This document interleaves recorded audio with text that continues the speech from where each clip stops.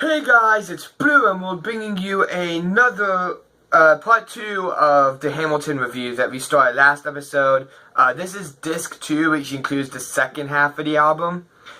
And yeah, I've already said everything about this album in the first part. I've already done the introduction. So let's just kick right into it with What Did I Miss, the first song. And it's a good opener for the second half of the album. I don't really have any serious complaints with the rest, with this song, but I'm not a big fan of that starting rap, like how it starts as a rap. I'm not a big fan of that, but outside of that, I'm pretty good with that song. Next up is Cabinet Battle. We're probably just gonna zip through these right away because of I don't want to have like a 30-minute thing. So these are kind of just going to go fast. I'm just going to kind of paraphrase what I want to say. So maybe expand, whatever. We'll see how long this is. I don't know how long it's going to be until after. So anyway, Cabinet Battle number 1. This song's actually really good. There are some serious roasts that especially Hamilton drops. He keeps roasting Jefferson and the Democratic Republican Party in general. It's just roast, and it is amazing. My main complaint with this one is that Jefferson and Madison, the parts where they sing together the same line, does not sound too good. Their voices don't really harmonize or blend well. It doesn't. Jefferson's voice or Burr's or Madison's voice will always go way up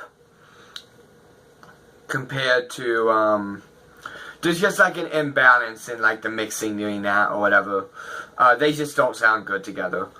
The next one is Fuck Me. The next one is Say No to This. And this one, unlike oh, shit. Not Say No.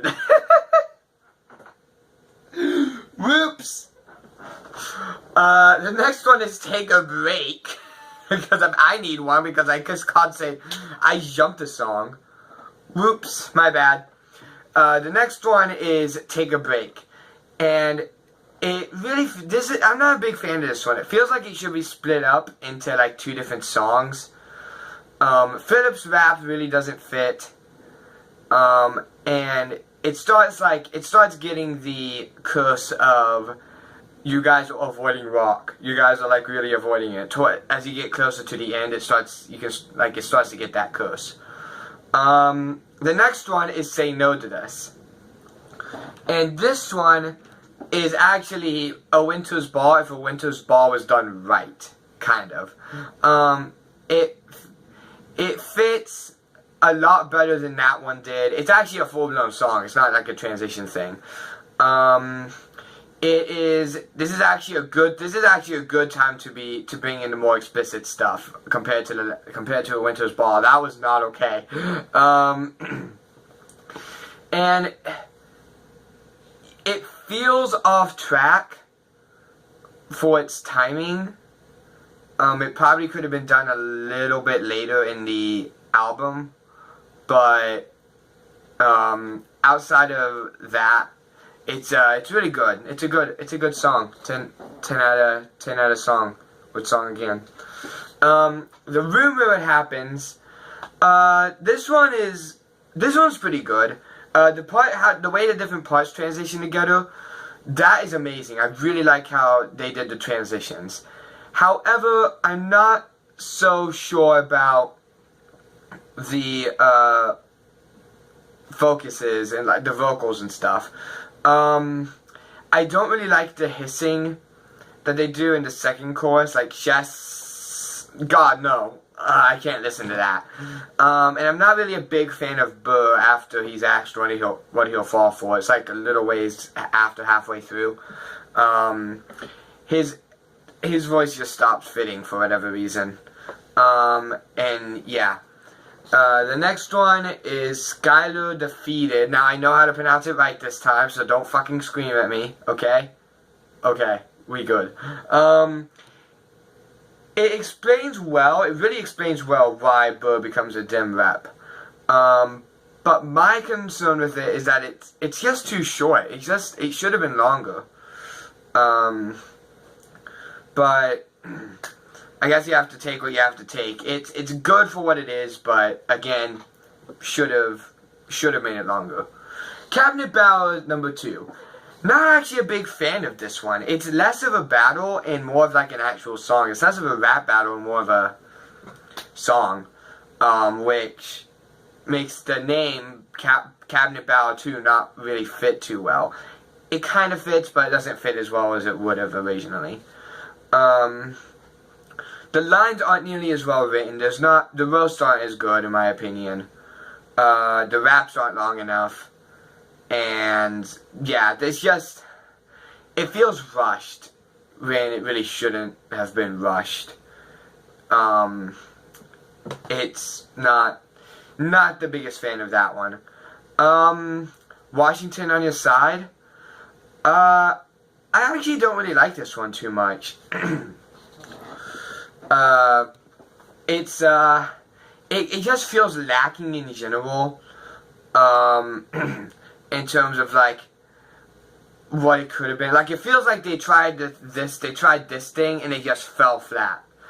Now, one example I want to point out of that is the 8-bit. They should not have done that little 8-bit instrumental thing that they have at the beginning and throughout the song in a couple areas.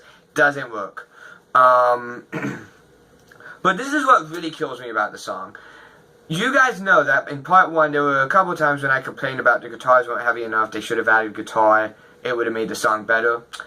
Yeah, they actually did the heavy guitars on this one. Except that for this song, they don't work. I'm not even fucking kidding right now. They finally did the heavy guitars, only to completely choose a song that the heavy guitars kind of fuck up. Why? Guys, come on. Such a dick move. I know they aren't watching this, and I know that this is coming out way after 2 years after this came out, but I don't fucking care. I still feel like that's a dick move. I feel cheated. One Last Time. It's not my favorite one. They were trying to go with like an electric guitar in some sections, but they used the wrong one. It sounds out of place. And the vocals for the farewell speech are just all over the place, and they do not feel really good. So, yeah, that's a whole mess. The ending, I do like the ending though. The ending is pretty good. But that's really the only real saving grace of that song. I Know Him. This one's actually pretty good. It's probably my least favorite of the 3 songs involving the king, but I still like this one. You can hear how convinced he is that the country is going to fail, that America is going to fail. Yeah, you were very right. You were very wrong about that, weren't you? Except now you might be right, considering our current president. And here's the thing. They tried to make it really, like, climactic and heavy when they did the da part. The da. Yeah, that part. Lacks guitar. It needs more guitar. Not too good. The Adams Administration. Now, I hate this song, actually. This is probably my least favorite. It is too short. It is inaccurate.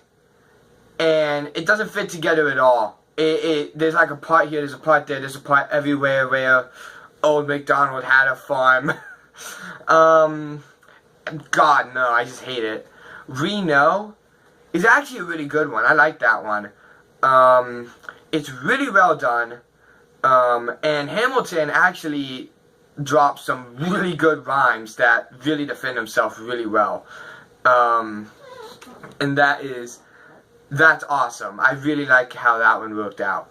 Hurricane is also really well done. I like how soft it is, how the rap works really well with the singing.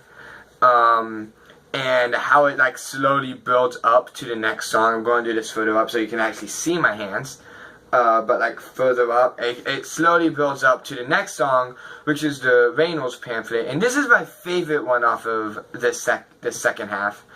I love how dark, like in electronic, this song is, and how well it just fits with the theme that is this track. That is like what's going on at this point in time. The Reynolds pamphlet, Hamilton admittedly cheating with his wife, and the auto-tune's actually done really well. I really like this song, and I kind of wish they did a couple more like them, but whatever. You get what you get. Burn is also really well done. There's a series of songs here kind of in the middle that are just all done, well.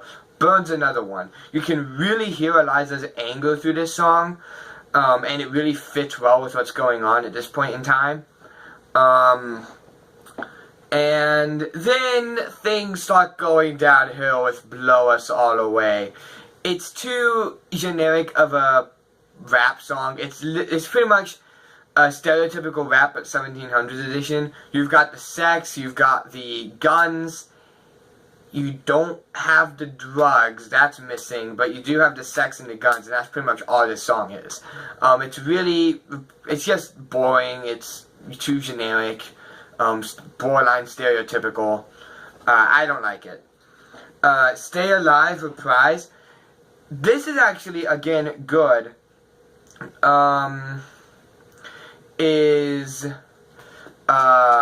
Should be a reprise. It is actually, they actually properly called it a reprise this time. It really feels like one. And it really conveys the emotions of Philip's death. Like, it really conveys what's going on really well in that scene. I really like how emotional everyone is. And also, unlike the original, this song is just perfectly fine as is. There's no need to add any heavier guitars. The Evanescence influence is still there, but it's not to like the same extent that it kind of was in the other one. They kind of overdid it a bit in the other one, but in this one it works really well. It's Quiet Uptown. Sorry about my squeaky chair, by the way. But anyway, It's Quiet Uptown is really well written. It's really sad. And it's like really sad, but at the same time it's really sweet. It's kind of hard to explain. It's like there's love, and then there's sadness, and then there's this, and then there's that, and then there's like so many different emotions that they just combine into this one song. And that's really well done. That is a sign of a good writer right there, if they can do that. And I also love how it stays soft, but it also builds up at the same time. That's another awesome thing. Props to this song, It's Quiet Uptown. The Election of 1800. This is actually the only time on both discs of this record that the heavy guitars are there and they're actually used well. My main issue is that there's some transitions that are odd, and it really feels like two different songs that are trying to overlap with each other. It doesn't really sound like it's one song. It kind of feels like two songs were jammed into one, and it didn't. It wasn't subtle enough. Your Obedient Servant is not good. Again, it sounds like two different songs. And there's like too many different changes in style. Like there's this, and like 2 lines later, then this happens, and 2 lines later it switches back to this, and then it's a mess. The turntables are drastically overused in this. Like freaking, it gets to the point where I was like, this isn't even music anymore. It's just no, don't do that. You were doing so well, and you had to ruin it. And it also feels too upbeat for this what the theme is trying to go for. It just feels too upbeat, and it doesn't work. Best of Wives and Best of Women. This song could have been a lot. I feel like this song should have been longer. It really feels like they had serious potential and they had to cut it short because, again, it's already 2 hours long. So it is a mess. I do like the song, but it feels like it shouldn't really have been a transition. Anyway, the next one is The Road Was Right Enough. And this song would have looked as an amazing ending. It references a lot, and I mean a lot of previous songs from both Disc 1 and Disc 2. My only real complaint is that when Hamilton's kind of doing that little acapella section before he winds up getting shot, he's like, he doesn't know if he wants to sing or if he wants to do a monologue, and I feel like it would have been better as a monologue, but he's still like trying to half sing it, and it conflicts with each other, and I don't really like that. But beyond that, it's a really good song, and it would have ended the album nicely, but somehow they managed to get an even greater ending with Who Lives, Who Dies, Who Tells Your Story. This is a really, really beautiful piece. I really like it.